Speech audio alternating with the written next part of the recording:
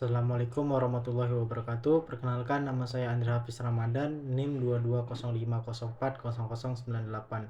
Sini saya akan menjawab dua pertanyaan soal UTS. Yang pertama itu, jelaskan pengakuan subjek hukum manusia dalam BW.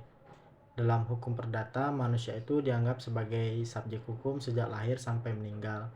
Sebagai subjek hukum perdata, menurut Subekti dalam pokok hukum perdata, manusia menjadi pembawa hak sejak ia dilahirkan dan berakhir saat dia meninggal. Bahkan jika diperlukan, manusia itu dapat dihitung sejak ia dalam kandungan hingga dilahirkan dalam keadaan hidup. Kemudian dalam konteks badan hukum, menurut Subekti, badan hukum juga memiliki karakteristik hukum yang sama seperti manusia. Badan-badan hukum memiliki kekayaan sendiri, ikut serta dalam hukum dengan pengurusannya, dapat digugat dan dapat menggugat.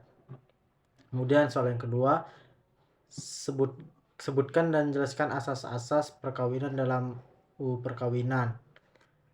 Di dalam UU Perkawinan itu ada 6 asas pokok. Yang pertama ada tujuan perkawinan.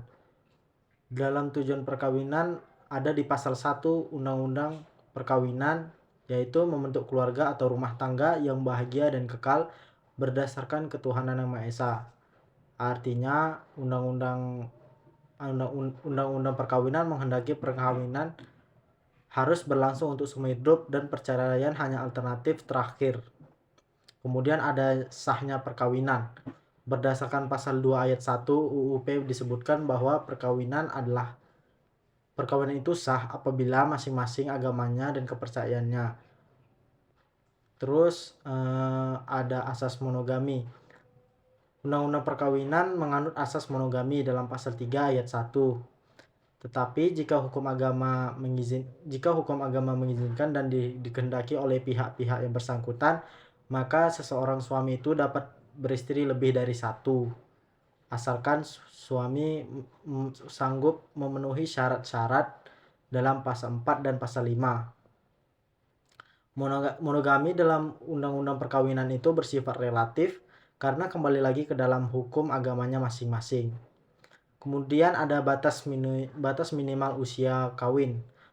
Itu diatur dalam pasal 7 Undang-Undang Perkawinan. Usia minimal itu adalah 19 tahun bagi pria dan 16 tahun bagi wanita.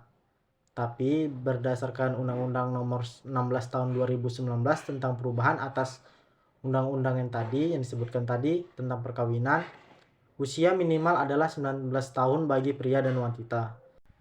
Kemudian ada prinsip perceraian yang dipersulit berdasarkan pasal 39 Undang-Undang Perkawinan, terus pasal 19 PP nomor 9 tahun 1975. Salah satu upaya mempersulit perceraian yaitu proses penceraian harus dilakukan di depan sidang. Depan sidang pengadilan jika ada cukup alasan untuk itu. Kemudian ada hak dan kedudukan suami istri yang seimbang. Ini yang terakhir. Dalam BW, pengaturan mengenai perkawinan bersifat maskulin, artinya kedudukan pria lebih unggul daripada wanita.